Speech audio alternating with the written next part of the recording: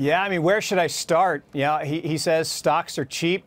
On no measure of valuation are stocks cheap. I mean, there's just nothing even close. I mean, we're 84% on average overvalued.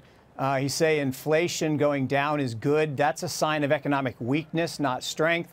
He said the Fed's on the sidelines. Think about it. When we were together 3 months ago, I was actually sitting in this same chair, and your jaw dropped a little bit when I said that over the next 3 years, markets would go down about 40 to 50% to get to fair value. Nothing has changed for the better since then, except maybe, just maybe, the Fed's not going to raise rates as quickly.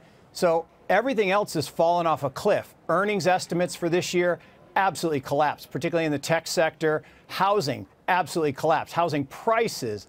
The only thing that people cling to is this idea that job growth was high. Well, job growth was high because of the birth-death ratio. 75% of those numbers are kind of fudged because of where we are in the economic cycle. So I'd love to do that debate. Maybe we can do it on TV sometime.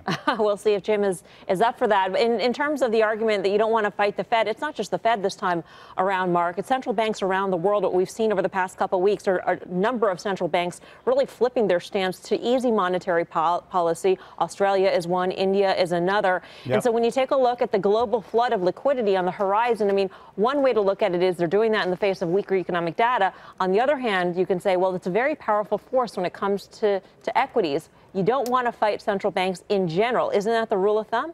No, it's a really important point, Melissa, and your analysis is spot on, as always. And it's really interesting. If you go back to 2016, you remember the first 6 weeks of 2016, markets were in free fall. Everybody was panicking.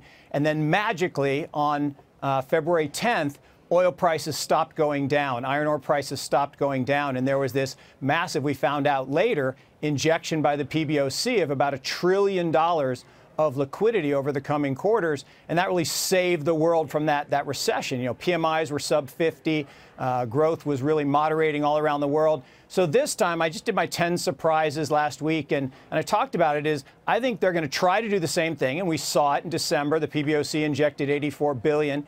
That's not $1 trillion, but it's a big number. And a lot of other central banks have announced they're starting to look at getting easier. Money supply did tick up. You're absolutely correct in the first 3 weeks of January, but I call it the cupboard is bare. So Mother Hubbard's gone back to the cupboard. There are no bones left. So I think that's about it. They tried, and we're going to see how the rest of the year plays out. But my guess is money supply will roll back over, liquidity will ebb, and when liquidity ebbs, stocks go down.